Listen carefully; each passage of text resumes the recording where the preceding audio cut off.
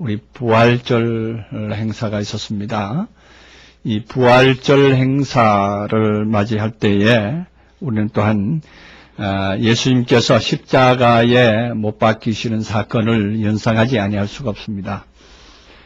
예수님께서 십자가에 못 박히신 그 사건이 오늘날 우리들에게 주시는 그 의미가 무엇인가를 사실은 부활절 이전에 우리가 좀 짚어볼 필요가 있는 것인데, 우리가 지난주까지는 미처 그 부분에까지 말씀을 필 수 있는 시간적 여유가 없었습니다. 그래서 못했는데, 이번 주에서야 다시 한번 살펴보게 된 것은, 오늘 오전에 말씀을 통해서 들으시는 분들 중에서도 예수 그리스도의 피에 대해서 조금 언급을 해 주십시오 하는 이러한 부탁이 있고 해서 여러분들의 요청에 의해서 급조해서 오늘 피라는 것이 뭐냐, 그리스도의 피라는 것이 뭐냐, 예수님께서 피를 흘려주셨는데 우리를 위해서 피 흘려주신 피의 공로가 성경에는 많이 나와 있습니다. 오늘 제가 프린트물을 나눠드린 것 중에 피라는 단어, 하이마라고 하는,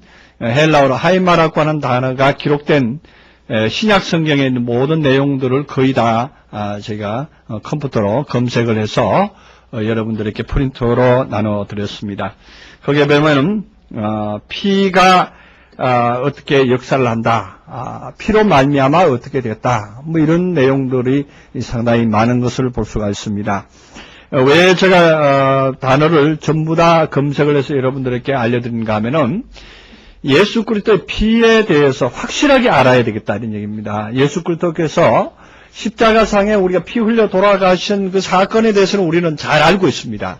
피 흘려주신 그 공로에 대해서도 잘 알고 있습니다. 그러나 예수께서 피 흘려주신 공로는 실질적인 사건은 분명합니다. 그런데 실질적인 사건이자 또한 우리들에게 주시는 영적인 의미적인 사건이 포함되어 있다는 것입니다. 실질적인 사건 안에는 영적인 의미가 엄청난 비밀이 거기 숨어 있기 때문에 우리가 그 비밀을 성경 전체를 통해서, 성경 신구약 66권 전체를 통해서 피가 어떻게 작용을 하고 있는가를 우리가 살펴볼 필요가 있습니다. 예수님께서도 친히 돌아가시기 전에 예수님께서는 마지막 만찬을 베푸시는 자리에서 제자들과 함께 앉으셔서 제자들에게 포도주 잔을 나눠주시며 이 잔을 받아 마셔라. 이 잔은 내가 너희들을 위해서 흘리는 피니, 이 잔을 받아 마셔라. 그렇게 말씀하시고 또한 빵을 나눠주시면서 이 떡을 먹어라. 그렇게 말합니다. 그러면서 또한 예수님께서는 친히 유대인들 앞에서 가서 오병이어의 역사를 행하시고 나서 유대인들 앞에서 예수님께서 너희가 내 살을 먹지 아니하고 내 피를 마시지 아니하면 영생이 없다 이렇게까지 단언을 합니다. 지금 그렇다면 예수님의 피와 예수님의 살에 대해서 굉장히 큰 의미를 두어야 되고 또 예수님께서도 그 부분에 대해서 대단한 의미를 부여하셨던 것은 사실입니다. 또 그것이 없으면 영생과 관계없는 사건이기 때문에 우리가 이 부분에 대해서는 분명히 알 필요가 있습니다. 우리가 지난번에 요한복음 강의할 때 예수 그리스도의 피에 대해서 한번 언급을 하고 말씀드린 적이 있는데 실제로 예수 그리스도의 그러니까 피와 살에 대해서 우리가 말씀드릴 때에 예수님께서 자기의 고깃덩어리, 다시 말하면 우리 육체의 고깃덩어리를 주면서 먹으라 하는 것으로 유대인들을 받아들였던 거예요. 그래서 유대인들이 수군거리며 말했죠.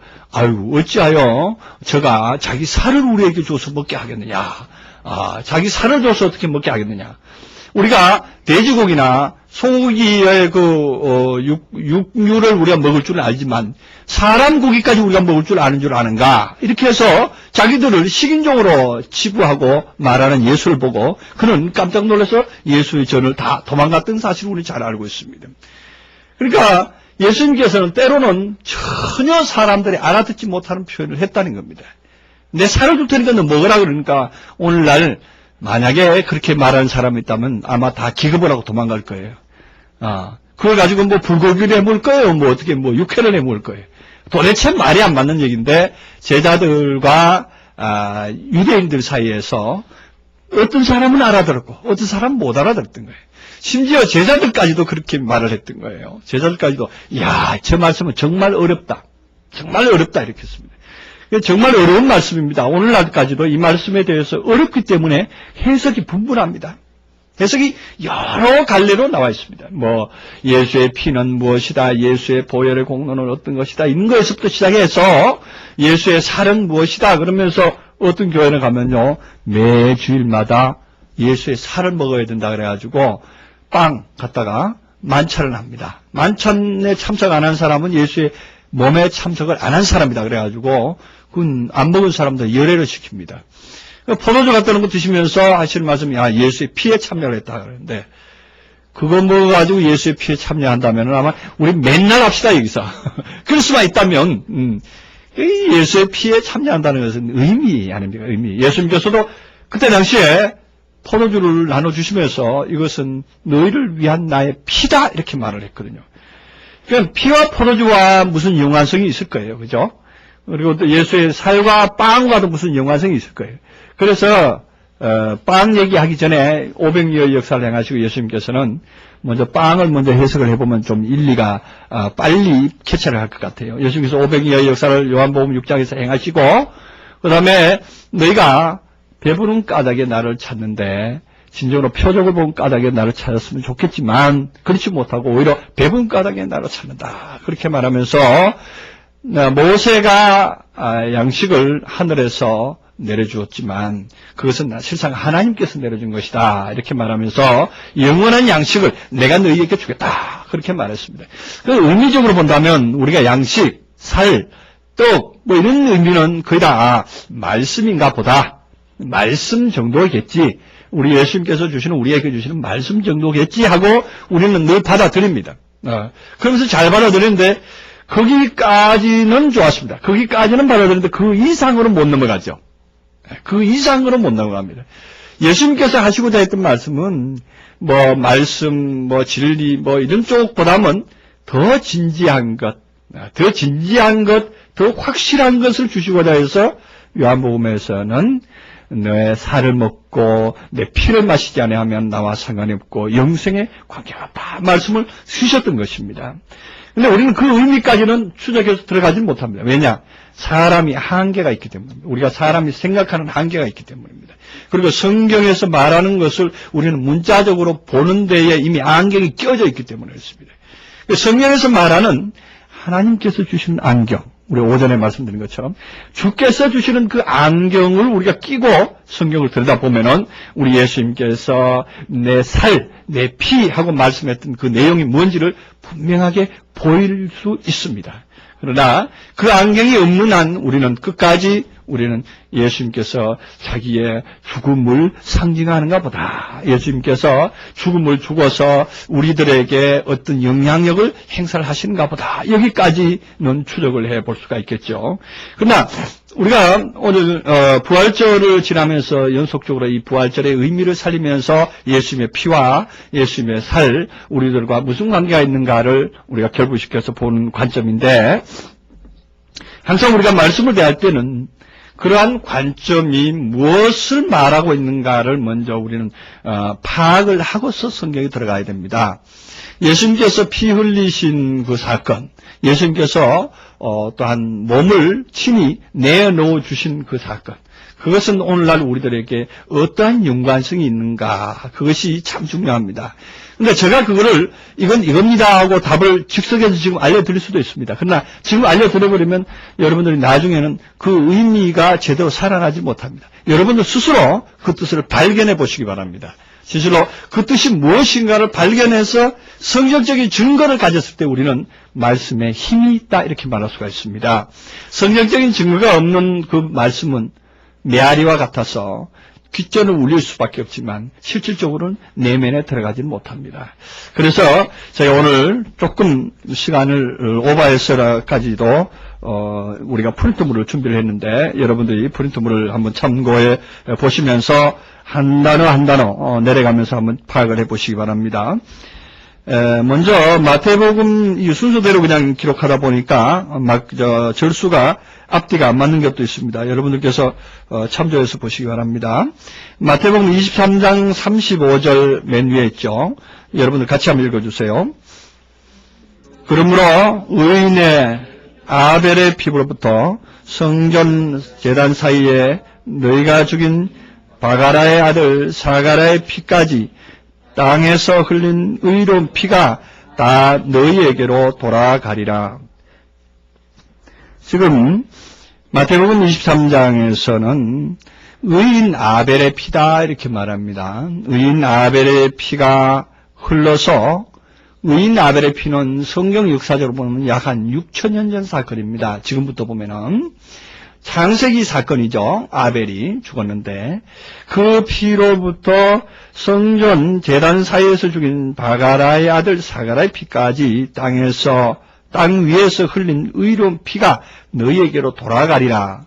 그 피가 너희에게로 돌아간다. 그러면 피가 물처럼 흘러서 사람들이 음료로 마시는 그런 상황인가요? 뭔가 의미가 있는 거죠. 피의 값이 아니면 피가 흘린 그 대가가 그들에게 돌아가겠다. 이런 의미도 유추해 볼 수가 있겠죠. 하여튼 이 피가 물리적인 어떤 현상을 나타내는 게 아닙니다. 지금 이 문장에서는 물리적인 현상을 말하는 게 아니고 어떤 의미적인 그에게 안갚음이라든가 이런 것도 있죠. 사람이 살인한 사람을 너 핏값을 너에게 막 찾으리라 이렇게 너 핏값을 분명히 찾고 말리라. 중국 영화 같은데 그런 게 많죠. 자기 아버지를 죽인 그 원수를 대할 때에 이를 악다물면서 너 두고 보자. 우리 아버지의 피를 너에게 분명히 갚으리다. 이렇게 그런 제스처를 쓰기도 하는데 저는 그런 흉내를 잘 못 내겠네. 좀 흉내도 내고 아주 리얼하게 표현을 했으면 좋겠는데 그래서 표현이 아직 배우가 안 돼서 그런지 표현이 잘 안 된다고요. 하여튼 성경에 나온 이 내용 오늘 이 마태복음 23장에서는 어떤 이미지적으로 가지고 있는 그 안갚음이라든가 이런 것을 그에게 갚겠다. 이런 의미로 받아들일 수가 있겠죠. 그 다음에 사도행전 2장 20절 다시 읽어주세요. 주의 크고 영화로운 날이 이기 전에 해가 변하여 어두워지고 달이 변하여 피가 되리라. 아니 주의 영화로운 날이 이르기 전에 이른 후도 아니고 이르기 전에 뭐가 변해요? 해가 변하여 어두워지는데 달이 변하여 피가 된다. 달이 변하여 피가 된다. 이것도 의미적으로 받을 거예요? 아니면 빨간 피로 받을 거예요? 이건 의미적으로 받아야 되겠죠? 의미적으로 상징적인 의미가 있습니다. 뭔가 모르게 뭔가 변화되어서 어떠한 역사를 일으키겠다 이런 상황으로 받아들이겠죠. 또한 이 뒷부분에 뭐라는 답은 이제 여러분들이 다 읽고 나면은 이게 이거구나 하고 잡히게 될 겁니다. 사도행전 18장 6절은 같이 읽겠습니다. 저희가 대적하여 해방하거늘 바울이 옷을 떨어 가로되 너희 피가 너희 머리로 돌아갈 것이요 나는 깨끗하니라. 이후에는 이방인께로 가리라. 그래서 너희 피가 너희에게로 돌아가리라. 그러니까 너희 피가 그때 사람들이 피를 많이 흘렸나요? 아니죠. 무슨 얘기냐? 너희들이 가지고 있는 사상, 너희들이 가지고 있던 어떤 혈기 같은 거, 이런 것들이 너희들이 갚아질 것이고 너희들이 받아들여질 것이다. 이렇게 의미합니다. 그러니까 결국 나는 깨끗하다. 결국 너희들이 범죄한 그 행위는 너희들이 그냥 받을 것이고 나는 그에 대해서 해당이 안 된다. 이런 얘기죠. 그리고 오늘 히브리서 9장 14절 본문 읽습니다. 같이 읽읍시다.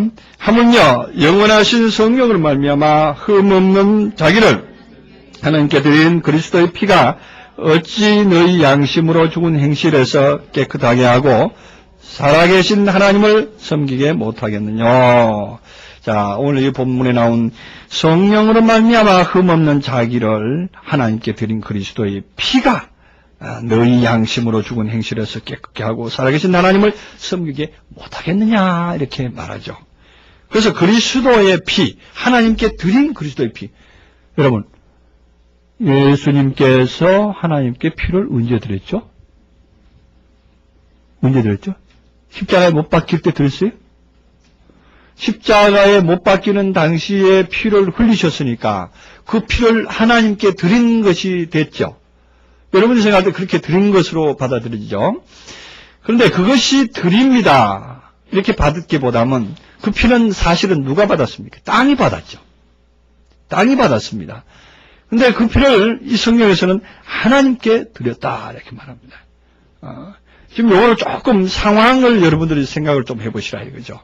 땅이 받는데 어떻게 하나님이 받으셨다는 것인가? 땅이 피를 이렇게 받아들였는데 어떻게 하나님이 받으셨다고 하는가? 그럼 결과적으로 피를 예수님께서 피를 흘리시면 결과적으로 하나님께 자신이 희생된다는 의미죠.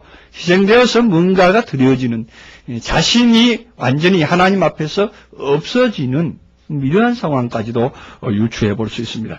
일단 이 부분에 대해서 답은 이 나중에서 답을 찾기로 하고, 오늘 이 부분 히브리서 9장 14절은 여러분들이 줄을 긋든지 해서 분명히 표시를 해놓기 바랍니다. 나중에 다시 돌아올 겁니다. 자, 그 다음에 히브리서 10장 4절, 이는 황소와 염소의 피가 능히 죄를 없이 하지 못함이라. 그러니까 이제 황소와 염소의 피가 능히 죄를 없이 하지 못한다 이런 얘기입니다. 그렇죠. 실제로 구약시대 때에 황소와 염소의 피, 황소도 드렸고 염소도 드렸는데 그 피가 실제로 그들의 죄를 사해주거나 이렇게 하지 못했습니다. 오직 뭘로 할 수 있었다는 거냐? 히브리서에서는 9장과 10장에서는 예수 그리스도의 드려짐에 대해서 굉장히 상세하게 다루고 있습니다. 나중에 시간이 있으면 저희가 한번 히브리서 9장과 10장을 한번 다뤄볼 시간입니다만은, 다뤄보겠지만, 오늘 우리는 피에 대해서만 추적을 해나가는 시간이기 때문에 피에 대해서만 우리가 좀 본 시간입니다. 그렇기 때문에 염소와 황소의 피와 예수 그리스도의 피와의 그 차이는 사람 들어짐과 짐승 들어짐의 차이겠죠. 근데 우리가 생각할 때 사람 들어지는 것과 짐승 들어지는 것은 별로 그렇게 차이가 큰 것 같지는 않습니다. 그러나 예수님께서 들어지는 피는 의미가 아주 깊습니다. 예수님께서 드려지는 피는 굉장히 의미가 깊다는 건 우리 알고 있어야 됩니다. 그건 뭔가 우리들이 알고 있는 상식 이외에 엄청난 비밀이 그 속에 숨어 있다는 것을 우리 알아야 됩니다. 그것이 뭔가를 오늘 이 시간에 찾아내야 됩니다. 그 다음에 계시록 8장 있죠? 8장. 둘째 천사가 나팔을 부니 불붙은 큰 산과 같은 것이 바다에 던지음에 바다의 3분의 1이 피가 됐죠. 바다의 3분의 1이 피가 되면은 이건 굉장히 많은 거죠. 피가 바다의 3분의 1, 우리 대서양, 인도양, 태평양 있는데 태평양 정도가 전부 다 피가 된 거예요. 빨갛게 물들어지는 이런 상황에 이런 일이 있을 수가 있겠는가 하는 얘기죠. 상상이나 할 수 있는 얘기인가 하는 얘기죠. 얼마나 그 피가 많이 흘리면은 이렇게 되겠는가. 빨간 우리 물감을 얼마나 많이 쏟으면 이게 태평양 전부가 다 빨갛게 피로 물들을 수 있겠는가. 우리는 지금 이게 성경을 보면서 계시록을 보면서 특히나 이렇게 생각을 하는 사람들이 많습니다. 둘째 천사가 나팔을 부니까 큰 산과 같은 것이 바다에 던지우니까 바다가 이제 삽시간에 피가 돼버리는 그런 상황이 일어납니다. 이것은 나중에 제가 말씀을 드리겠지만 미리 말씀드리면 둘째 천사가 이제 나팔을 불었다 하는 얘기도, 나팔이라는 것이 우리가 이 사람 저 사람한테 가서 말 전하는 걸 보고 나팔 부지 마라 그러죠. 저 사람한테 가서 나팔 부지 마라, 헛나팔 부지 마라 이렇게 말합니다. 이제 그 나팔이 나팔입니다. 다시 말하면 말을 이곳저곳에서 하는 사람을 옮기는 사람 보고 나팔 분둑을 돌아다닌다 이렇게 말하잖아요. 그래서 지금 천사가 나팔 부는 것은 천사가 복음을 전한다 이렇게 보면 되죠. 천사가 복음을 전하는 것이죠. 천사가 말을 전했더니 큰 산덩어리 같은 것이, 큰 산덩어리 같은 이 암벽과 같은 내 마음이 녹아져서 산으로, 산덩어리 같은 그 큰 내 굳은 마음이 녹아져서 생명으로 나올 수 있는, 피의 생명으로 나올 수 있는 그러한 사건이 일어나는 것을 상징으로 말하고 있습니다. 또한 그 비슷한 말씀은 계시록 16장에도 있죠. 계시록 16장에 보면은 셋째 천사가 대접을 강과 물의 근원에 쏟음에 그것이 피가 되더라 그럽니다. 이것이 이번에 셋째 대접을 강과 물에다가 쏟았더니 피가 되어버립니다. 이 피는 무슨 피일까요? 이 피는 사망의 피가 되겠죠. 왜냐하면 대접 재앙이니까.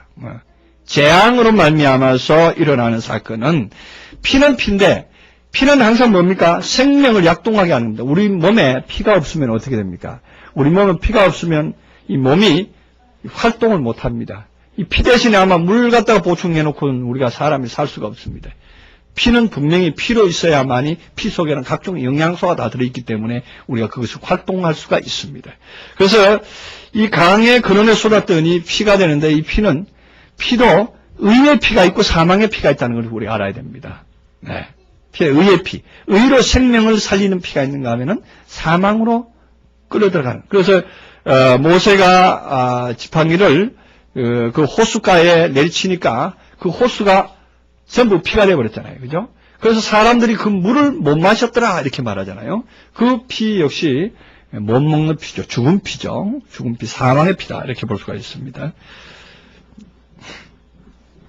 계시록 18장 24절 선지자들과 성도들과 및 땅에서 죽임을 당한 모든 자의 피가 그 성중에서 보였느니라 하더라.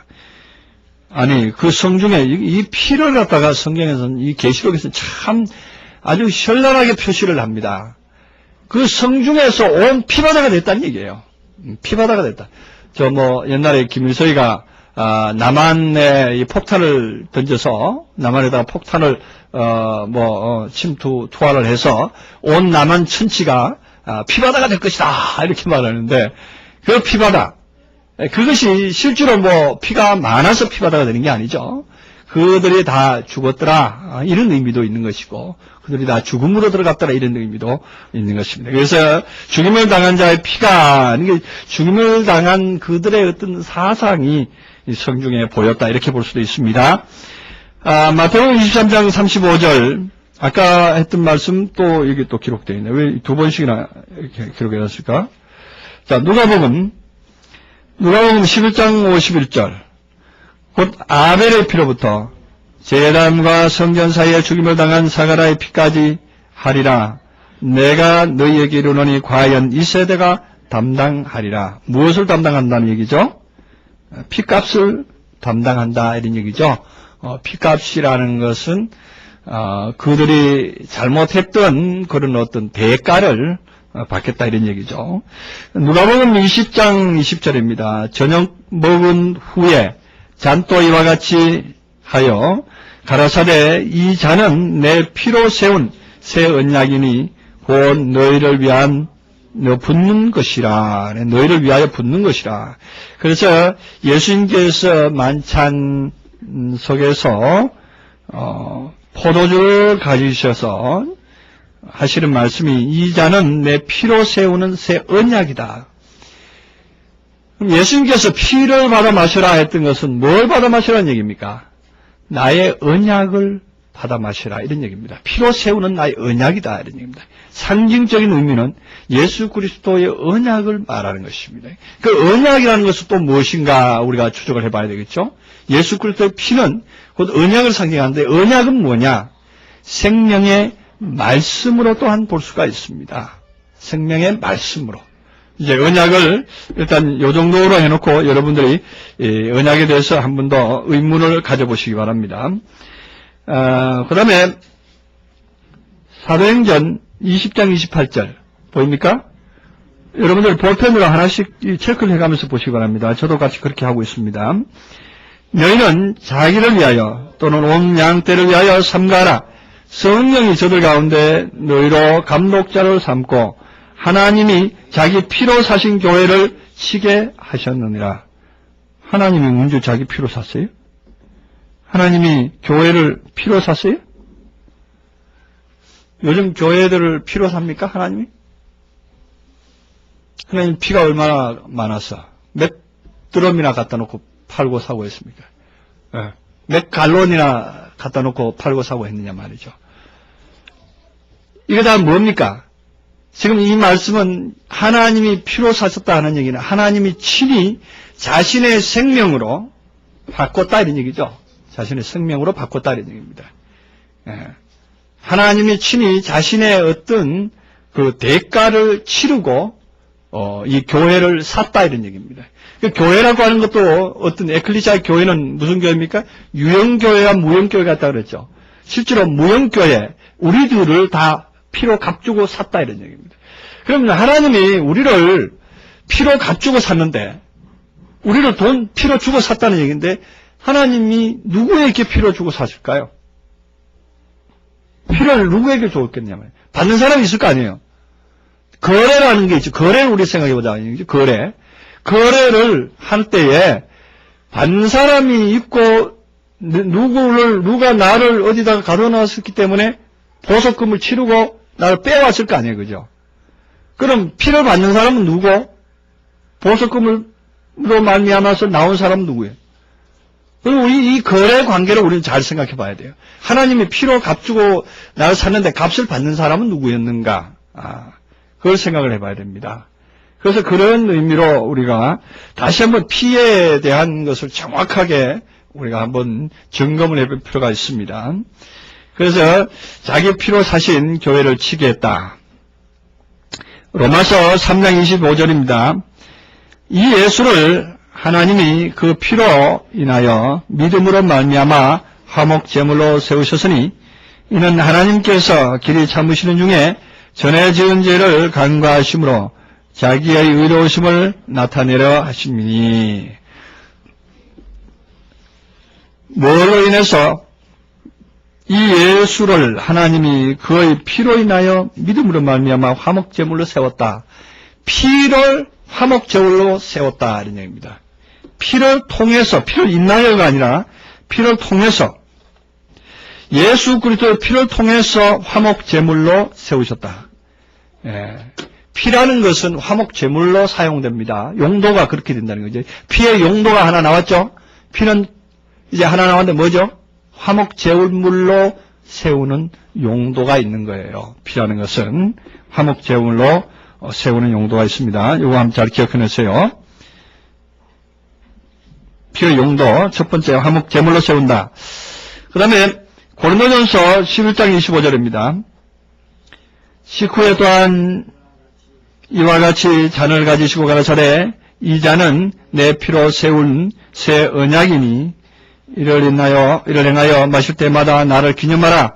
그래서 이 말씀 때문에 오늘날 또 많은 교회가 매주마다 모일 때마다 피로 잔을 포도주로 나눠 마시는 그러한 상황을 볼 수가 있습니다.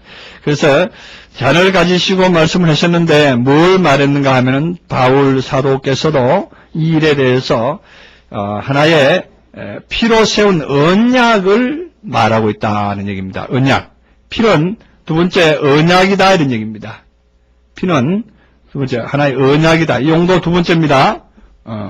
피는 언약이다. 에베소서 1장 17절 같이 읽읍시다. 우리가 그리스도 안에서 그의 은혜의 풍성함을 따라 그의 피로 말미암아 구속 곧 제사함을 받았으니. 자, 이런 말씀 때문에 우리가 보혈의 공로라는 것을 말하고 있습니다. 피로 말미암아 구속 곧 제사함을 받았다. 그렇게 말하죠. 예수 그리스도의 피로 말미암아서 우리가 구속함을 받았다 이런 얘기입니다. 이 말씀과 아까 하나님께서 자기 피로 사신 교회 이 말씀과 연관을 시켜보시기 바랍니다. 피로 말미암아 사신 것과 구속받은 것과 피로 사신 교회를 한번 생각을 해보시기 바랍니다. 자, 그 피로 말미암아 구속 곧 죄사함을 받았다 하는 얘기는 우리가 예수 그리스도의 피, 예수 그리스도의 피를 어떻게 사용됐기 때문에 우리가 죄사함을 받을 수가 있었느냐 얘기죠. 어떻게 사용됐기 때문에. 이 부분은 우리는 항상 우리가 들었던 대로 이해를 합니다. 예수 그리스도께서 내가 마땅히 죽어야 됐는데 예수님께서 나 대신에 죽어지고 대신에 내가 살았다. 값을 치렀기 때문에 살았다. 이런 얘기거든요. 그러면 그게 어떤 원칙으로 한번 봅시다. 생각을 해보는데, 이 시점에서 저희들이 한번, 역으로 한번 생각을 해보자고요. 예수님은 한 분이죠.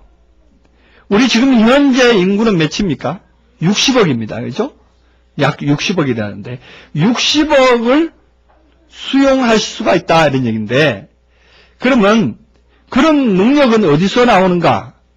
그런 신의 아들이니까 가능하다, 이렇게 묘사를 합니다. 그렇다, 이렇게 말을 합니다. 그러면 신의 아들로서 그렇다고 하면, 가능하다고 말씀을 하셨는데, 그렇다면, 예수님을 굳이 죽이지 않아도 가능한 일이 아니겠느냐 말이에요. 그렇잖아요. 구태여 왜 예수님을 죽여야 되느냐 이런 얘기예요. 우리는 그 점에 대해서 놓치고 말거든요. 60억이라는 인구를 다 감당할 수 있는 그런 파워를 가진 예수님인데, 그런 능력을 가진 하나님이신데, 한 사람으로 말미암아서 그렇게 할 수 있는데, 구태여 예수님을 죽여야 될 이유가 있겠느냐 하는 얘기예요. 구태여. 그거는 우리는 생각을 해보지 못합니다. 굳이 또 예수님 뭐 할 거 뭐 있어? 그때 당시에 우리 아브라함의 아들 이삭 우리가 잘 알죠. 그 이삭을 모리아산에서 드릴 때에 어떻게 했습니까? 이삭을 잡아서 드리려고 칼로 이삭을 베려 하는 찰나에 아브라함아 너 손을 멈춰라 그랬잖아요. 그래서 아브라함이 눈을 들어 보니까 숯불에 수양이 뿔이 걸려 있는 상황을 발견하죠. 그래서 그 수양을 대신해서 잡아드렸잖아요. 예수님도 그렇게 할 수도 있잖아요. 그때 당시에 대신할 만한 사람도 하나 있었죠. 바나바라는 사람도 있었잖아요. 예수님하고 같이 그냥 가고 있는 상황이니까, 예수님 얼른 내려놓고, 바나바를 그냥 딱 이렇게 들여가지고 그냥 그렇게 해서도 되는 일인데, 우리 하나님께서는 그렇게 안 하시고 왜 굳이 예수님을 드렸을까 하는 것. 한번 또 생각을 해보시기 바랍니다.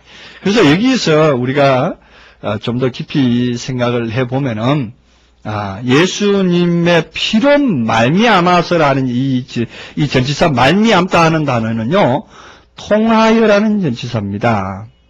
디아 전치사, 통하다 하는 얘기거든요. 예수 그리스도의 피를 통과해서, 예수 그리스도의 피를 수혈해서 이런 얘기입니다. 바꿔치기라는 개념으로 자꾸 생각하지 마세요. 예수 그리스도의 피를 죽이고 그를 내 대신에 죽이고 이런 개념으로 생각하지 말고 예수 그리스도의 피가 내게 직접적으로 수혈됐다 이런 얘기예요. 그때 당시에 나는 어디 있었는데? 그때 당시에 나는 땅에 있었다고 생각하면 돼요. 땅에 있었다. 나는 흙이었다 이렇게 생각하면 돼요. 왜냐? 실제로도 그렇잖아요. 역사적으로 본다면 우리는 아직 태어나지도 않은 상황이니까 그죠? 흙이었다고 생각하면 돼. 그럼 내가 흙이었다면 나 위에 예수 그리스도의 피가 흘러 들어왔다고 생각하면 되죠. 이건 의미적인 얘기입니다. 상징적인 얘기입니다. 실질적인 얘기는 조금 더 깊이 들어가면 이제 내용이 더 나옵니다. 이제 자, 그만큼 해놓고 다음번은 또 넘어가 봅시다. 그러한가 아닌가? 성경 구절 전체를 놓고 말을 해야지 한 구절만 놓고 말했다가는 자칫하면 우리가 오해를 합니다. 그래서 저는 오늘 피에 대해서 몽땅 다 여러분들 2페이지, A4 용지 2페이지에 걸쳐서 여러분들께 내놓고 말씀드리는 겁니다. 만약에 한두 구절에서라도 다른 각도로 표현하고 있다면 다른 각도로 표현해 줘야 되겠죠. 제가 말하는 것이 잘못됐다 이렇게 볼 수도 있겠죠. 자, 그 다음 에베소 2장 13절 봅시다. 이제 전에 멀리 있던 너희가 그리스도 예수 안에서 그의 피로 가까워졌느니라. 그렇죠? 그의 피는 나와 가까워질 수 있는 도구예요. 그의 피는 흘려서 마귀가 가져가고 누가 가져가고가 아니에요. 그의 피는 내게 직접적으로 공급되어져야 될 하나의, 하나님께서 그걸 바꿔치기 할 수 있는 어떤 값어치가 나가는 것이 아니에요. 예수의 피는 실제로 값이 나가질 않습니다. 뭘로 값이 나가느냐? 내게 직접적으로 수혈됐을 때, 그것이 값어치가 나가는 거예요. 내가를 살리는 그런 말씀이 되고 복음이 되고 생명이 되는 거예요. 자, 골로새서 1장 20절 봅니다. 그의 십자가의 피로 화평을 이루사 만물 곧 땅에 있는 것들이나 하늘에 있는 것들을 그로 말미암아 자기와 화목케 되기를 기뻐하심이라 그랬죠. 십자가의 피로 화평을 이루사 그렇게 말하죠. 십자가의 피로. 여기서 지금 골로새서 2장에서 나오는, 골로새서 좀 1장이죠. 1장 20절로 나오는 십자가의 피 하니까 우리는 그렇게 생각합니다. 십자가 상에서 흘린, 십자가 상에서 양쪽 손에 못 박히고 발에 못 박힌 상태에서 흘린 그 피로 말미암아 이렇게 생각하거든요. 성경은 잘 봐야 돼요. 성경에는 십자가의 피입니다. 십자가 상에서 흘린이라는 단어를 쓰질 않습니다. 이 흘러내렸다는 그런 의미를 쓰지 않습니다. 십자가의 피라는 것은 십자가가 가지고 있는 피입니다. 그렇죠? 십자가가 가지고 있는, 십자가의 피는 십자가가 가지고 있는 피입니다. 그리고 다시 말해서 십자가가 가지고 있는 생명력을 말합니다. 십자가가 가지고 있는 생명력, 그 자체를 말한다 이거죠. 그 어떤 물로 흘려진, 물처럼 액체로 흘려진 그 어떠한 것을 말하는 게 아니고, 자, 그래서 성경은 깊이 봐야 되고 문자 하나하나를 구체적으로 살펴봐야 된다는 얘기가 여기서 나옵니다. 자, 히브리서 9장 12절, 아까 읽었던 건가요? 그 비슷한 구절이 있네요. 9장 12절. 염소와 송아지의 피로 아니하고 오직 자기 피로 영원한 속죄를 이루사 단번에 성소에 들어가셨느니라. 예수 그리스도의 그 피의 역사를 말하는데 염소와 송아지 피로 아니하고 오직 자기 피로 영원한 속죄를 이루었다. 그러니까 속죄라는 단어가, 이게 속죄라는 단어가 이제 어떤 그 대상으로 뭐라고 말해야 됩니까? 속죄라는 것은 어떤 대가를 치른 어떤 뜻으로 이렇게 표현이 되어 있습니다. 그래서 영원한 속죄라고 하는 것이 나오는데, 영원한 속죄. 그래서 영원한 속죄를 어떤 식으로 있는 겁니까? 예수님이 죽어짐으로 말미암아서 우리가 죄를 감해지는 것으로 이렇게 묘사되어 있습니다. 그런데 히브리서 본문에 자세히 들어가 보면은 이 영원한 속죄라는 것은 자기의 피가 어디에 들어오니까 영원한 속죄가 됐냐면 우리에게 수혈되니까 우리가 영원한 속죄를 할 수가 있는, 영원히 다시 살 수가 있는 것입니다. 자기의 피가 거기에서만 행세를 하고 거기에 현장에만 있다면은 우리와 관계가 없다는 것입니다. 제가 오늘 그 관계성에 대해서 확실하게 결론을 짓자고 해서 이 말씀을 드리는 거예요. 그래서 역사적인 사건은 분명히 역사적인 사건인데 그 사건이 나에게 연결이 되려면 관계성에서 수혈이라는 과정이 들어가야 된다는 얘기죠. 그럼 우리가 수혈이라는 과정을 놓치고 그의 어떠한 과정 중에서 예수님의 그 가시관 쓰신 것이라든가 행위적으로 표현되시는 모든 것, 어려운 가운데 고생하시는 그 장면들을 연상하다 보면은 실제로 나에게 수혈되는 역사는 놓치고 만다는 얘기죠. 수혈되는 역사를 우리는 포착해내야 되는 거예요. 다시 캐내야 되는 거예요. 그것이 바로 진주입니다. 나에게 수혈되는 과정의 통로를 발견해야 되고, 수혈되는 피는 수혈을 뭘로 합니까? 요즘 흔히들 병원에, 저도 얼마 전에 병원 갔다 보니까 뚱구리 이렇게 하나 달아놓고, 피주머니 하나 달아놓고 호수로 연결하더라고요. 그렇죠? 그리고 내 대동맥 혈관에다가 꽂아서 거기를 수혈하더라고요. 야, 이 혈관만 발견하면 돼. 링겔 줄만 발견하면 돼. 이 선만, 우리는 이제 피를 뭔가 봤습니다. 예수 그리스도의 피를 봤습니다. 그리고 또 나의 몸도 어떠한 상태인 것을 봤습니다. 이 관이 발견되지 않았는 거예요. 분명히 역사적인 예수님의 그 십자가상에 못 박히신 사건은 분명히 발견되었습니다. 발견되고 포착됐어요. 찾아냈습니다. 그러나 나에게 수혈되는 과정에서 이 통로, 이 라인이 연결이 안 되어 있으면 아무런 상관이 없다는 사실을 우리는 놓쳐서는 안 된다는 것입니다. 성경은 예수 그리스도의 피의 공로를 분명히 말하고 있습니다. 그 피의 공로는 분명히 나에게 수혈되는 과정이 있을 때 공로가 나오는 거예요. 이 수혈되는 과정을 놓치고서 그 사건만 가지고 지금 오늘날 교회에서 막 얘기를 한다 이거죠. 열광한다 이거죠. 그 부분이 바로 우리들이 무엇을 크게 해버리니까 상대적으로 감춰져 버리는 것들이에요. 그러니까 우리가 크로즈업 한다 그러죠. 뭐 어떤 포인트에다가 크로즈업 해버리니까 상대적으로 그 뒤에 있는 줄기라는 게 우리가 꽃을 이것을 이제 카메라로 확 크로즈업 하면 이게 꽉 당겨서 화면 하나 가득 차지하죠. 꽃 하나가 한 송이야, 그죠? 그런데 이 줄기는 안 보이는 거예요. 상대적으로. 이 뒤에 줄기도 안 보이고 꽃잎도 안 보이는 거예요. 왜 그러느냐? 크로즈업이라는 어떠한 행위 때문에 그렇게 되는 거예요. 오늘날 기독교가 크로즈업 때문에 결과적으로 뭐라 그러면 등정 밑이 어둡다 하는 얘기가 나오는 거예요. 그걸 놓쳐버리는 거예요. 예. 우리는 도로 뭘 해야 되나? 망원경을 하나씩 갖다 주자 이런 거예요. 망원경. 오늘날 교회에다가 많은 사람들에게 망원경 하나씩 선물하는 거 참 좋은 일이에요. 예. 여러분 기회 있으면 망원경 하나씩 만들어서 선물하십시오. 절대 필요한 얘기입니다. 예. 그래서 다 보게 해야 돼요. 다 보게. 예. 줄기, 꽃, 뭐 심지어 뿌리까지 볼 수 있으려면 뭘 봐야 되겠어요? 거기 또 현미경도 필요하네. 예, 현미경도 하나씩 만들어서 또 제공할 수 있도록 여러분들이 말씀의 현미경, 말씀의 망원경 충분히 기려주시기 바랍니다. 히브리서가 또 나오는데요. 9장 21절에 보면 또한 이와 같이 피로서 장막과 섬기는 일에 쓰는 모든 그릇에 뿌렸느니라. 그렇죠? 피가 어떻게 하니까? 그때 구약 당시에도 그릇에 직접적으로 뿌려졌을 때 그 그릇이 정해졌던 거예요. 피에 그릇에 뿌려지지 아니하고 피는 저기서 흐르고 그릇은 이 안에 거룩한 곳에 있을 때는 그건 무관합니다. 마찬가지예요. 예수님께서 피 2000년 전에 흘려주셨습니다. 그것이 내가 그릇된 나에게 직접적으로 뿌려져서 공급되지 아니하면 무관한 사실이라는 얘기예요. 예.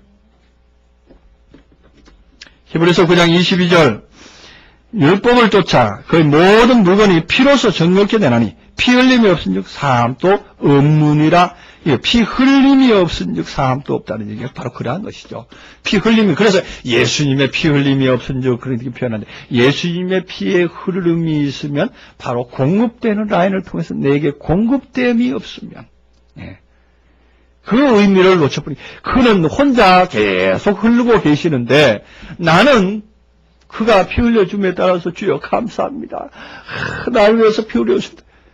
물론 우리는 느낍니다. 감정적으로 느낍니다. 그러나 직접적으로 연결이 안 되는 상태. 이 상태는 정말로 안타까운 사건입니다. 빤히 보면서도 못 마시는 사건이죠. 옛날에 뭐 우리나라 말해도 그죠? 인천 앞바다가 뭐 콜라가 돼도 사이다가 돼도 컵이 없으면 못 마신다고? 가서 목 대고 마셔도 될 텐데 말이죠. 왜 그런 말이 나왔나 모르겠어요. 그죠? 자, 히브리서 9장 25절.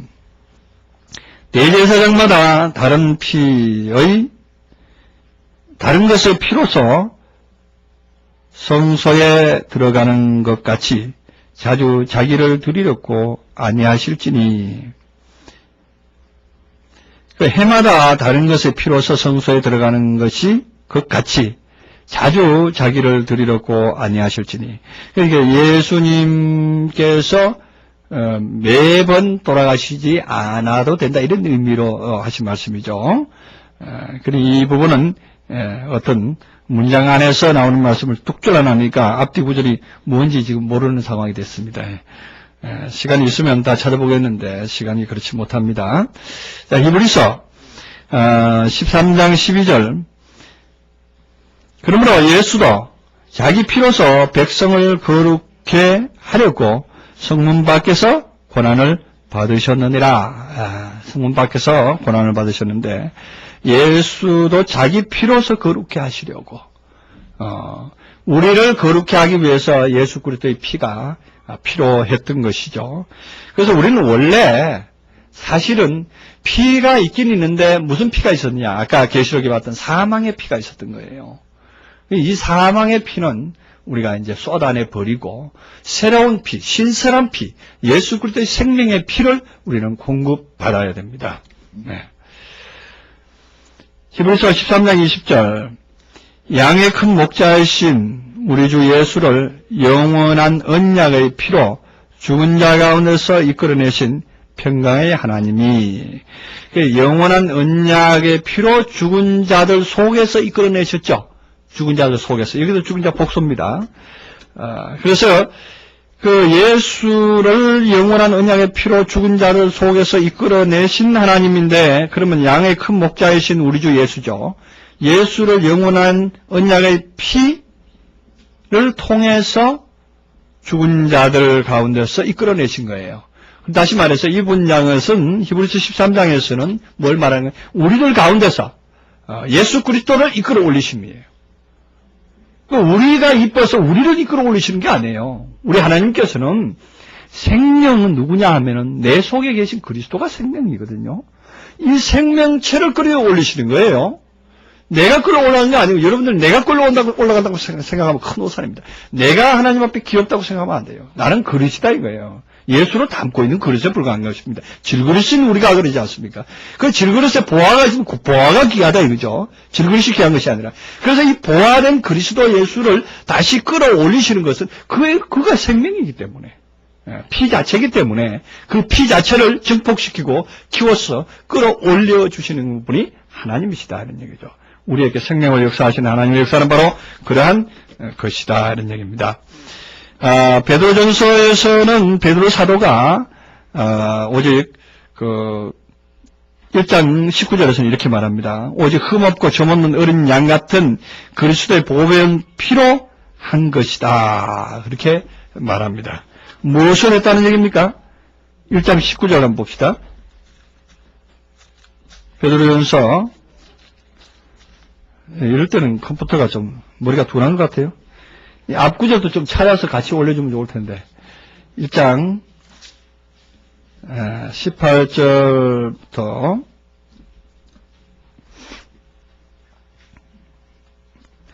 17절부터 보겠습니다.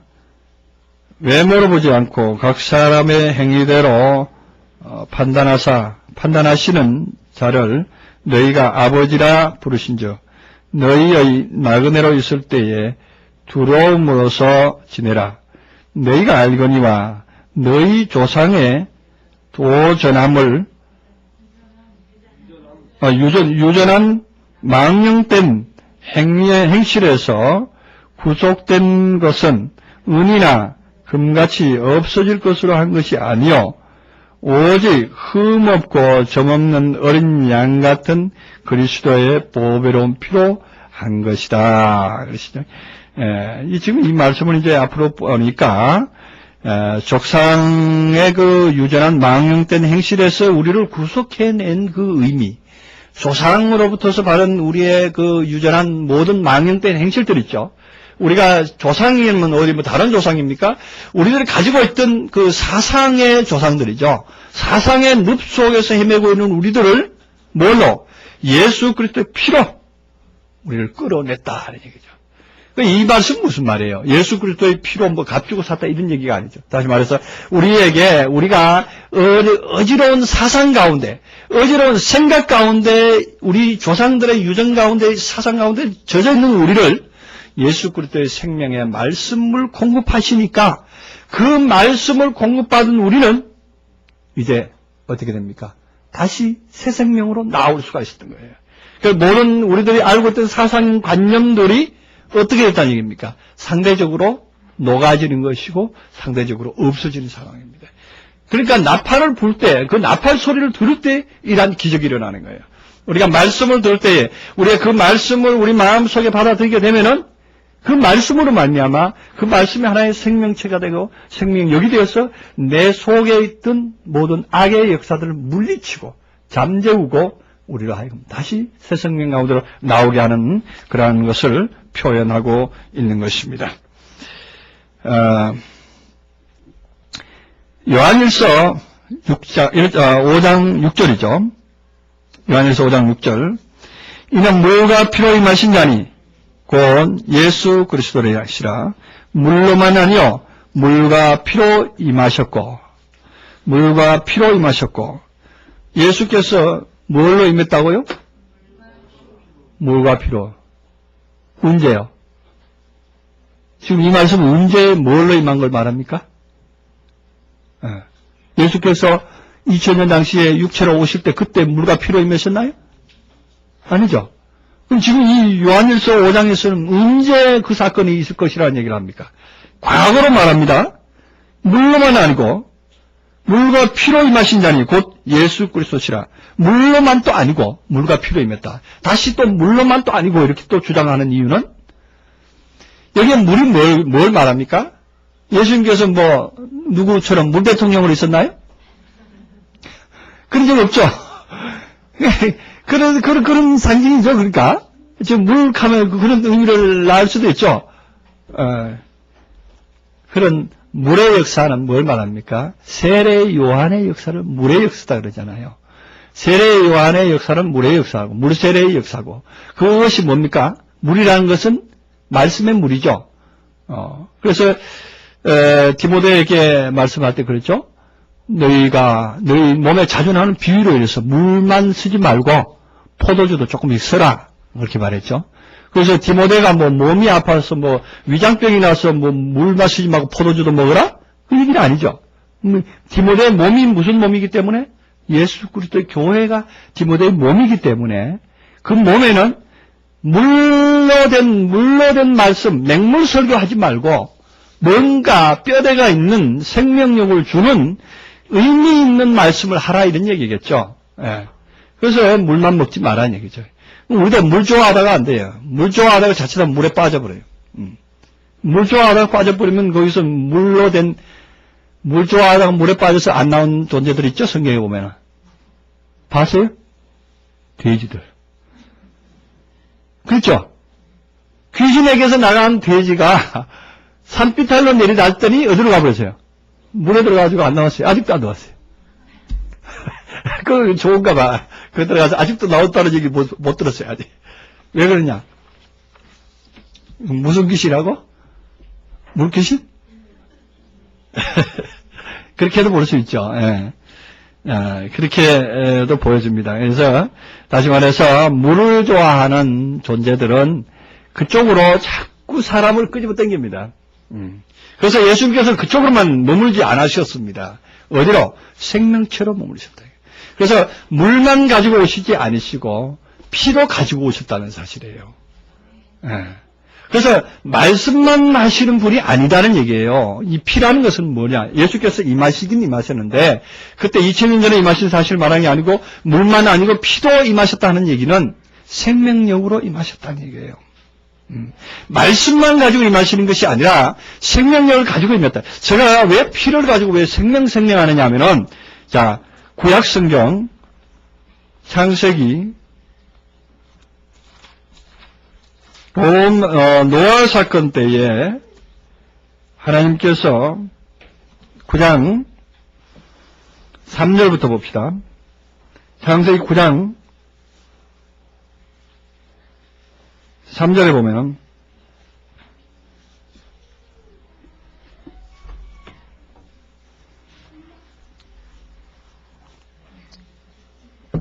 창세기 9장 3절 보셨습니까? 다 찾으셨으면 한 목소리 같이 읽겠습니다. 무릇 사한 동물은 너희의 식물이 될지니라 채소같이 내가 이것을 너희에게 주노라. 그러나 고기를 그 생명되는 피채 먹지 말지니라. 내가 반드시 그 피를 곧 너희 생명의 피를 찾으리니 짐승이면 짐승에게서 사람이나 사람의 형제면 너희는 그 생명을 찾으리라. 그랬습니다. 그래서 여기서 고기의 생명이 되는 피를 먹지 말라 그렇게 말합니다. 고기의 생명은 어디에 있다고? 피에 있다 그랬습니다. 고기의 생명은 피에 있다 그랬습니다. 그래서 우리의 몸에 생명은 피에 있다. 우리가 피가 다 빠져버리면 출혈돼 버리면 우리는 죽습니다.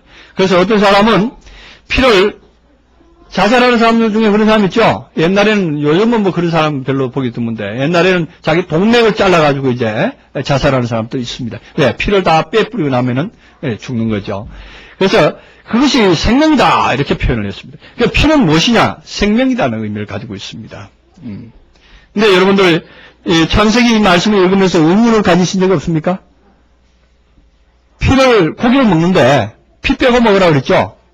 여러분들, 돼지고기, 소고기 사서 요리해서 잡수실 때 피 빼고 잡숴요? 피 있는 채로 잡숴요? 피 빼고 잡숴보신 분? 피 빼고, 성경대로 말하면 피 빼고 먹어야 돼요. 근데 피 빼고 먹어본 적이 없죠, 여러분. 피 빼고 맛이 없어요. 고기 먹지 못합니다. 여러분, 좋은 요리집에 가면은 왜, 안심구이 같은 거 있죠? 안심 살짝 구워서 나올 때 보면은 위에 피가 동동 뜨는 것을 볼 수 있습니다. 그런 걸 볼 수 있는데, 그 채로도 우리는 다 먹는다는 얘기입니다. 성경에 위배되는 일인데도 우리는 그렇게 자연적으로 하고 있습니다. 그것을 하나님께서 그렇게 먹으면 어떻게 한다고요? 그렇게 먹는 자는 그 생명을 너에게서 찾으리라 이렇게 경고까지 했습니다. 대단히 무서운 일입니다. 평생 동안에 소 5마리 정도는 잡을 텐데, 좋아하는 사람 한 5마리 잡수겠죠, 평생 동안에. 5마리에 대한 대가를 우리에게서 하나님께서 찾으시겠다 그럴 때, 엄청난 사건이 일어나겠죠? 네. 그렇게 얘기해 줍니다. 우리는 성경을 그대로 표면으로 보다 보면 그런 식으로 볼 수도 있습니다. 그러나, 그것이 아니기 때문에, 생명은 어디에 있다? 피에 있다 그렇습니다. 그 피는 곧 생명이다 이런 얘기입니다. 그래서 예수님의 피는 곧 생명과 연관이 있다는 얘기입니다. 예수님의 피라는 얘기는 곧 생명이다 하는 의미를 가지고 있습니다. 그래서 우리는 피 나오면 생명이라는 의미로 받아들여야지 그것을 진짜로 액체로 된 피로 자꾸 생각하면은 성경에서 말하는 진정한 의미를 못 찾아냅니다. 아까 의인 아벨의 피로부터 사가라의 피까지 너희에게서 찾으리라 그러는데 피를 찾으면 어떻게 찾을 거예요? 피값을 찾는다는 얘기고 대가를 찾는다는 얘기고 그의 생명력을 찾는다는 얘기고 그의 호소하는 그 의미를 찾는다는 얘기 아닙니까? 자, 그런 의미로 받아들여지면은 이제 오늘까지 이때까지 본 말씀이 대충 기억이 날 겁니다. 시간이 거의 다 됐는데요. 중요한 구절 몇 구절만 더 찾아보고 끝내겠습니다. 계시록 두 번째 페이지 계시록 1장 5절 충성된 증인으로 죽은 자들 가운데서 먼저 나시고 땅의 임금들과 머리가 되신 예수 그리스도로 말미암아 은혜와 평강이 너희에게 있기를 원하노라. 우리를 사랑하사 그 피로 우리 죄에서 우리를 해방하시고 그랬죠. 피로 우리 죄에서 우리를 해방했다는 거예요. 여기서 피의 용도가 뭐하는 데 썼다고요? 죄에서 해방하는 용도로 쓰여졌습니다. 피가. 다른 용도로 쓴 게 아니고 죄에서 해방하는 용도로 쓰여졌다. 그럼 피가 죄에서 해방하는 용도로 쓰려면 어떻게 쓰여져야 될까요? 죄에서 해방하는 용도로 쓰려면 어떤 용도로 어떻게 적용이 돼야 되겠느냐 얘기죠. 작용이 어떻게 돼야 되겠느냐 얘기죠.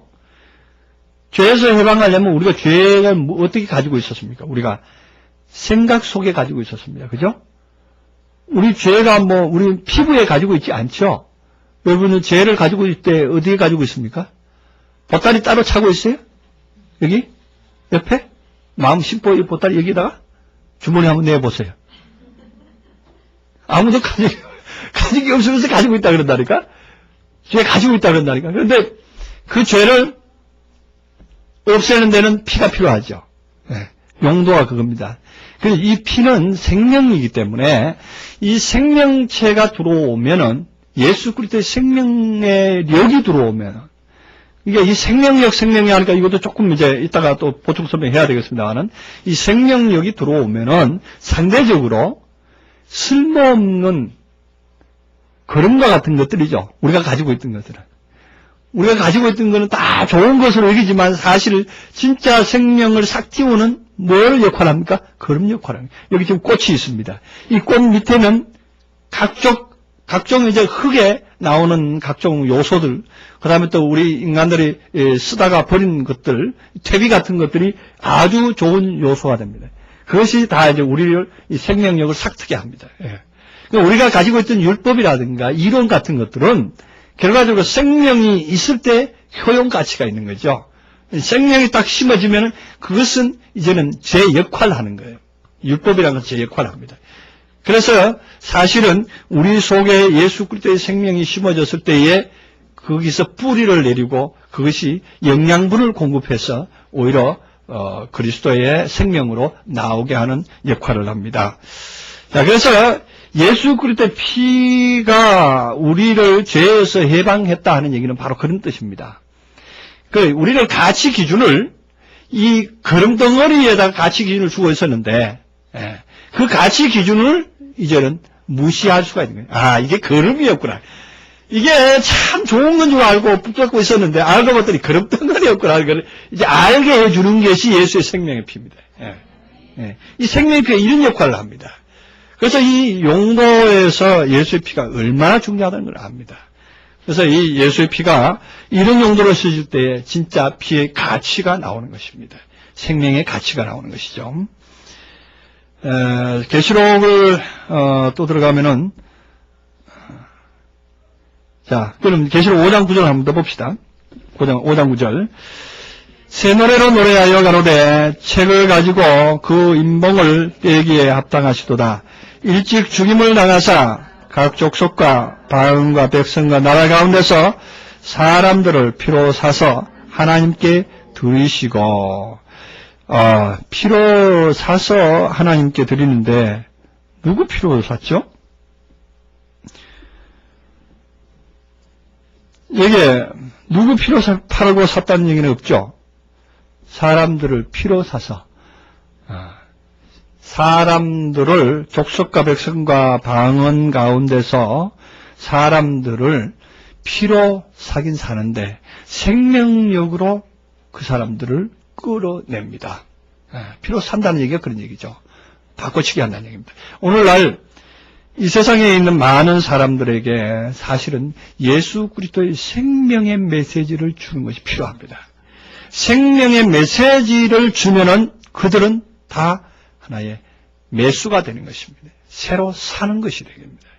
그래서 생명으로 나오게 되는 것입니다. 그 흔적을 믿어라, 표적을 믿어라, 그것보다는 실질적인 생명을 주입시키는 것이 중요하다는 것입니다. 우리는 그걸 주입시키는 일에 이제 우리가 마음을 모아야 될 때가 됐죠. 여러분들 찾아보시기에 나머지 구절 지금 한 30개 구절이 있는데 그 중에서 중요한 구절이 있다면 한번 찾아보시기 바랍니다. 다 할 수가 없으니까.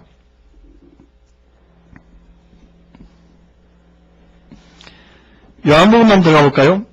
요한복음 6장 53, 54, 56까지 있죠. 요한복음 6장 53부터 한번 봅시다. 예수께서 이르시되 내가 진실로 진실로 너희에게 이르노니 인자의 살을 먹지 아니하고 인자의 피를 마시지 아니하면 너희 속에 생명이 없느니라. 피를 뭐 하라고요? 마시라. 피는 구경하는 게 아니고 느끼는 게 아니고 마시는 겁니다. 피는 마셨을 때 효과가 있는 거예요.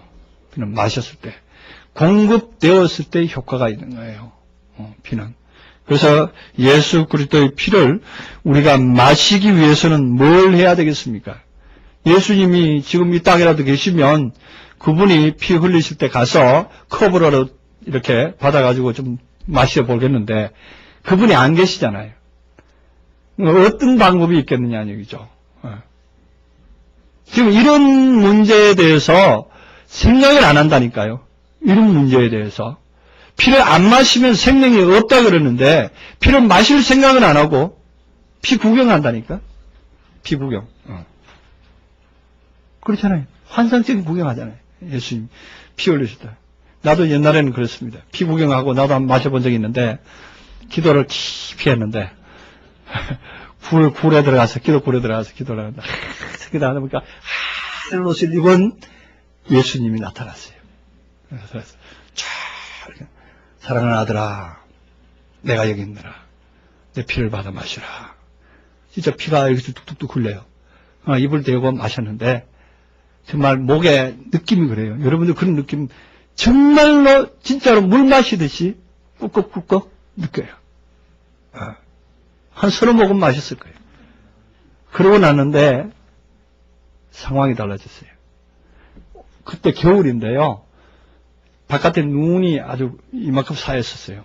근데 몸에 열이 얼마나 나든지 바깥에 뛰어나가가지고 눈덩이 위에 앉아가지고 기도를 했는데 나중에 보니까 눈 주변이 다 녹았더라고요. 한 시간 정도 기도를 했는데 그런 역사가 있었습니다.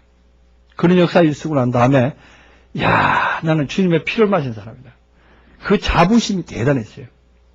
한때 그걸로 인해가지고 많은 사람 손만 얹으면 병도 낫고 귀신도 도망가고 하는 이런 일을 많이 봤습니다. 그러나 그 피는 우리의 느낌으로 마시는 거죠.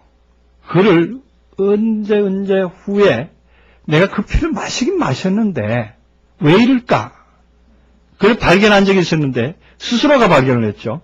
어떻게 발견했는가 하면은 예수님께서 내게 가르쳐 주셨는데 뭘 가르쳐 주셨는가 하면은 성경 말씀을 가르쳐 주셨는데 마태복음 58장 28절을 봐라. 그래요. 마태복음 58장 28절이 찾으니까 있어야지. 여러분 마태복음 58장 28절 있어요? 없는 거예요. 그래서 이상하다. 한 번 속았죠. 다음에 또 한참 기도하는데 또 주님께서 그래요. 어디를 봐라. 그런데 어디 이런 말씀이 있는데 하는데 그 말씀은 신약에 있는 말씀이 아니라 구약에 있는 말씀이야. 지금 절수는 기억이 안 나는데, 사도행전 몇 장 몇 절에 이런 말씀이 있느니라 하면서 말씀을 했는데 사실은 인용한 말씀은 어디냐면 시편에 있는 말씀이에요. 그래서 그것이 들통이 난 거예요. 나를 가르치는 분이 이분이 아니구나. 양신 역사구나 하는 거예요. 여러분들 그걸 아마 경험해 보신 분들 알 거예요. 양신 역사구나 하는 걸 깨달았어요. 그래서 그 뒤부터 그런 역사, 또 이렇게 하얀 옷 입고 나타나면은 싹 태워버리라! 그랬다고. 그랬는데, 그런 일들도 있었습니다, 사실은. 근데 오늘날까지도 그런 일들을 사모하다 보면 그게 보입니다. 내가 그런 일들을 사모했거든요. 어떤 부흥 강사가 그 큰 기적을 보고서 그렇게 엄청나게 역사를 했다는 그런 어떤 얘기를 듣고서 나도 그래야지 하고 생각을 했더니 아니야 할까 굴 속에 들어가서 기도하는 동안에 그분이 오셨더라고요. 그래서 영접을 하긴 했는데 잘못 가르쳐주는 바람에 들통이 나고 말았는데 하여튼 그런 일들을 우리가 그대로 액면대로 받아들여서는 되지 않습니다. 그 예수님께서 내 피를 받아 마시라 했을 때는 진정한 어떤 그런 물리적인 현상과 물리적인 액체로 된 피를 마시라는 게 아니잖아요. 우리가 잘 알잖아요. 그 잘 알면은 그 물리적인 현상이 아니고 다른 것이라고 한다면은 예수님께서 십자가상에서 피 흘려 주심 또한 우리가 물리적인 현상이긴 하지만 그 물리적인 현상의 속에 이면에 있는 아까 십자가의 피가 하는 십자가가 가지고 있는 피죠. 예수 그리스도의 십자가의 피가 하는 얘기는 예수 그리스도의 십자가가 가지고 있는 생명력을 말하는 거죠. 그래서 예수 그리스도의 십자가라고 하는 다시 말해서 우리들에게 주시는 그 십자가가 뭡니까 여러분들? 십자가 흔들 많은데 이거 열 십자가 놓고 그러는데 열 십자라는 개념을 갖지 마세요. 십자가는 스타우로스 다시 말해서 내 안에 세워져 있는 나를 고정시켜 줄 수 있는 틀입니다. 십자가는 형틀이에요. 무엇을 붙들어매는 형틀인가? 나의 못난 모습, 나의 율법적인 모습, 나의 사상의 그릇된 모습을 붙들어내서 고정시켜주는 틀입니다. 그게 무적행이거든요. 거기에 넣어서 잠궈버려야 되고 거기에 넣어서 완전히 쇠고랑을 치워버려야 되는 거예요. 나의 옛 모습들을. 그래서 그 십자가라는 것은 결과적으로 나를 붙들어 매는 형틀인데 그거를 우리가 잘못 알면은 예수 그리스도의 형상적인 그 틀만 생각한다 이거죠. 그 외형적인 틀보다 내면에 있는 나를 붙들어 맬 수 있는 하나님의 능력, 하나님의 그 파워, 그것을 우리는 믿으시기 바랍니다. 그랬을 때 그 피는 곧 나를 붙들어내기도 하고 나를 다시 살려내기도 하는 것입니다. 그래서 상대적으로 붙들어맨 것이 있으면 상대적으로 자유할 수 있는 것이죠. 그래서 예수님께서 마지막 십자가에 못 박히시면서 하신 말씀이 영원히 떠나니라 이렇게 표현됐죠. 요한복음에 보면은 그 영혼이 류어되느라 이렇게 되어 있습니다. 무슨 얘기냐? 그 영혼이 풀려나니라 이렇게 됐습니다. 어디서? 육체로 묶여 있었다. 무엇을 육체가 영을 꽉 묶어놓고 있었는데 육체를 갖다가 틀에다가 묶어버리고 나니까 상대적으로 강한 자가 틀에 묶여버리고 나니까 약한 자가 나올 수가 있었던 거예요. 그래서 강한 자를 먼저 들어가서 결박하지 아니하면 하는 얘기가 그렇게 마태복음에서 나옵니다. 그 결박시키는 사건이에요. 나를 결박시키고 내 안에 있는 그리스도를 자유케 풀어내는 그 역사를 말할 수가 있습니다.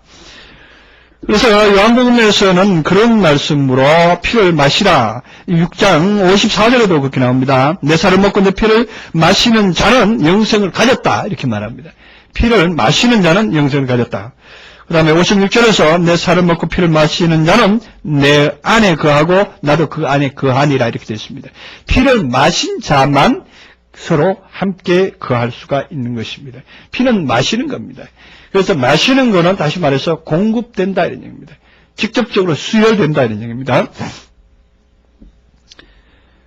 그 다음에 요한복음 지났고 로마서도 보고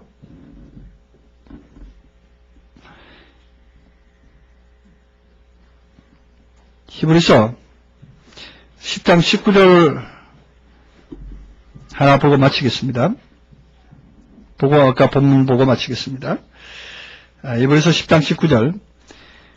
그러므로 형제들아, 우리가 예수의 피를 힘입어 성소에 들어갈 담력을 얻었나니, 그러죠. 예수의 피를 힘입어가지고 성소에 들어갈 담력을 얻었다, 이렇게 말합니다. 지금 히브리서를 읽어보면요, 그 피의 역사를 금방 알 수가 있습니다. 재단에 드려지는 피, 얘기들이 쭉 나오는데, 여기 나오는 예수의 피를 힘입는다는 얘기는 예수의 피를 공급받아서 그 피가 내 몸을, 그 생명력이 내 몸을 일으켜 세워서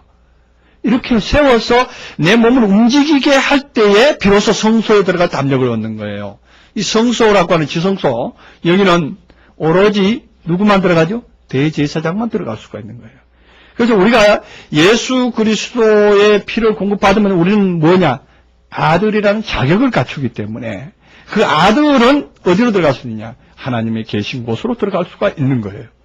그걸 말하는 것입니다. 그래서 우리가 피는 공급받는 것이고 이 피는 또한 우리가 믿어서만 되는 것이 아니라 우리 속에서 역사하는 것을 느껴야 되는 것이고 그것이 우리에게 또한 실질적으로 우리 사상을 지배해야 되고 사상을 완전히 또한 잠재울 수가 있을 때에 그것이 피를 힘입었다 이렇게 볼 수가 있습니다. 자, 그러면 오늘 시간이 너무 많이 가서 죄송한데요. 자, 마지막으로 히브리서 9장 14절 처음 봤던 말씀 한번 다시 해석을 하고 마치기로 하겠습니다. 하물며 영원하신 성령으로 말미암아 흠없는 자기를 하나님께 드린 그리스도의 피가 어찌 너희 양심으로 죽은 행실에서 깨끗게 하고 살아계신 하나님을 섬기게 못하겠는고 이렇게 말합니다. 그래서 흠없는 자기의 피를 하나님께 드린 피가 어찌 양심으로 죽은 행실에서 깨끗게 하고 살아계신 하나님께 섬기게 못하겠느냐 하는 얘기는 그리스도의 피의 용도를 분명히 여기서 밝혀주고 있는데 우리의 피가 너희 양심으로 죽었다. 이 양심을 다시 살려냈다 하는 얘기입니다. 그것은 우리를 피라고 말하는 이 생명력이 우리로 하여금 다시 일으켜 줄 수 있는 파워를 주셨다 이런 얘기입니다. 그래서 이 생명력이 우리에게 파워로 공급할 때, 파워로 역사할 때 우리는 피의 공로가 어떠한 것인가를 체험할 수가 있습니다. 그래서 우리가 보혈의 공로 그러는데 이 보혈의 공로는 실질적으로 예수께서 우리에게 직접적으로 피를 공급해 줄 때 그 피를 마신 자만이 보혈의 공로를 외칠 수가 있습니다. 이 보혈의 공로는 다시 말해서 우리 속에 생명력으로 말씀으로 오셔서 우리 속에서 약동해서 우리로 하여금 사람의 행실과 사람의 뜻으로 살지 않고 오로지 예수 그리스도의 뜻으로 살게끔 하는 그 생명의 에너지가 작동을 해줘야 됩니다. 그래서 우리가 아까 봤던 말씀 중에 특이한 부분이 하나 있는데 그 뭐냐면은 물로만 아니고 물과 피로 임하셨다 하는 부분. 우리가 오늘날까지 예수 그리스도는 말씀이다. 말씀의 능력으로 오신다 하는 것을 잘 표현해냅니다. 그러나 피로 임하셨다는 사실을 놓치는 것은 뭐냐? 피는 곧 생명의 움직임입니다. 움직임입니다. 이 움직임은 날로 날로 우리를 성장하게 합니다. 발전하게 합니다. 이 움직임은 또 우리 속에서 우리의 몸이 어떠한 부분으로 끌려가지 않을 수 있도록끔 제어할 수 있는 파워가 생기는 것입니다. 이 제어할 수 있는 파워는 이 개념, 이념에 오는, 이 사상에 오는 파워하고 다릅니다. 이 사상으로 난 그러면 안 되지. 예수 믿는 사람이 그러면 안 되지. 예수 믿는 사람이 이래야 된다. 그런 뜻이 아닙니다. 오로지 우리에게 육체로 하여금 영원히 그 길로 가지 못하게끔 제어할 수 있는 제어 장치를 그분이 주신다는 것입니다. 그 제어 장치를 가진 것은 뭐냐? 살았기 때문에 제어력이 있는 거예요. 그래서 사상으로만 있는 것은 그것은 하나의 우리가 늘 말하지만 종이 호랑이와 다름없다. 종이 호랑이는 하나님의 그림으로서는 아주 아름답게 그리고 호랑이 날카로운 모습으로 아주 무서운 모습으로 형용을 가지고 있지만 움직이지 않는다는 거예요. 그러나 예수 그리스도의 생명의 말씀은 우리들 안에 와서 우리들의 육체를 움직이는 생명의 역사를 맛봐야 한다는 것입니다. 그것은 제가 비밀을 하나 말씀드린다면 그런 겁니다. 우리 속에서 직접적으로 작동하는 우리 피부 감각을 움직이게 하는 우리의 정신뿐만 아니라 우리 몸까지 아주 부르르 떨리게끔까지 하는 그러한 역사가 있다는 얘기예요. 그렇게 됐을 때 우리는 느껴지는 거예요. 우리 인간은요, 너무 미련해서 말로 들리는 걸 가지고는 우리는 몸이 움직여지지 않습니다. 그래서 우리가 흔히들 우리 어른들이 그런 말을 하잖아요. 어린 아이들은 매로 다스려라. 어렸을 때 7살 전에는 매로 다스려라. 그 매로 다스렸을 때 그는 뭐 어떤 아들이 된다고요? 효자가 되고 어진 아들이 된다. 잠언에도 나옵니다. 초라를 참아 못하는 자는 나중에 그 결말을 어떻게 된다는 것이 또 나오지 않습니까? 그래서 자녀에게 초다를 아끼지 마라 이렇게 말하고 있습니다. 마치 하나님께서도 징계를 하시는데 징계는 어떤 모습으로 하시느냐?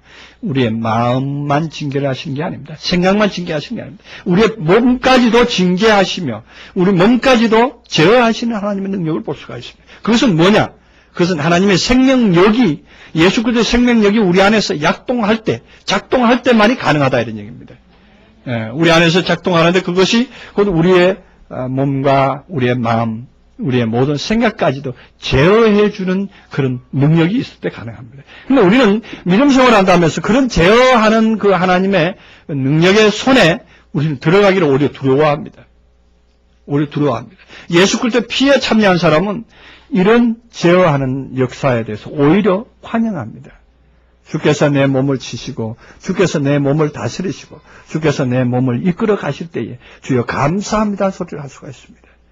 그러면서 그 역사 속으로 오히려 더 신중하게 들어가며 내 자신을 더 이렇게 제어할 수 있는 능력이 생겨납니다. 그래서 그것은 뭐냐? 경험적인 신앙이다 이런 얘기입니다. 그래서 먹는다, 마신다, 예수 그리스도 피를 마셨다 이런 표현은 다 실질적인 표현입니다. 너희가 생각은 말씀을 들어라 하는 것은 우리가 어떤 귀로만 듣고 한쪽 귀로 듣고 한쪽 귀로 흘러갈 수도 있겠지만 우리 주님께서 하신 말씀은 아주 직설적인 표현이라는 것이에요. 먹는 것, 마시는 것, 이 표현은 우리가 음식을 먹는 데는 촉감과 우리의 피부적인 감각이 다 다릅니다. 그리고 몸의 어떤 이 내장 기관에 대한 어떤 움직임을 다 맛보게 됩니다. 그러한 정도의 느낌이 있고 그 역사가 있을 때에 예수 그리스도의 피를 마셨다. 예수 그리스도의 피에 참여했다. 이렇게 말할 수가 있는 것입니다. 그래서 우리가 필히 이 부분에까지 나아가야만이 우리가 예수 그리스도의 피에 참여한 바 되었다는 것을 우리가 말할 수가 있는 것입니다. 그래서 오늘 예수 그리스도의 피, 보혈의 공로, 이 공로는 십자가상에서 흘린 그것만 아니라 성경 여러 군데서 표현하기를 다 예수 그리스도께서 주시는 생명력 그 자체를 말하는 것이다 하는 얘기입니다. 이 자체는 결과적으로 우리를 움직이는 하나님의 도구요, 또한 우리들 안에서도 없어서는 안 될 하나님의 에너지요, 하나님의 또한 파워라는 것까지도 우리는 알고 있었을 때에 결과적으로 우리는 피에 참여한 바 되고 그리스도의 사람이다. 이렇게 끝까지 주장할 수 있고 또한 우리가 느낄 수 있다는 것을 말씀을 드렸습니다. 기도하시겠습니다. 은혜로우신 하나님 감사합니다. 이처럼 귀한 말씀으로 우리에게 교훈하시고 나타내심을 감사드립니다. 긴 시간 동안 예수 그리스도의 생명력이 무엇이며 예수 그리스도의 피의 역사가 무엇인지를 우리에게 공개하신 하나님이며 우리가 이 들은 말씀을 우리가 충분히 이해하기에는 아직도 역부족입니다. 그러나 우리 하나님께서 우리에게 이해력을 동원해 주시고 우리에게 지혜를 주실 때에 이 모든 말씀들이 자신의 것으로 받아들여질 수 있는 줄 믿습니다. 주시는 말씀을 우리가 더욱더 깊이 깨달아 알 수 있도록 하나님께서 지각을 열어주시고 마음을 열어주셔서 정말로 이 말씀이 나를 살리는 복음들이 다 되어서 각자가 이제는 자신들을 살리고 나아가서 많은 사람들을 구원의 반열에 들어오게 하는 하나님의 위대한 역사가 나타날 수 있도록 주님 축복하여 주시고 역사하여 주시옵소서.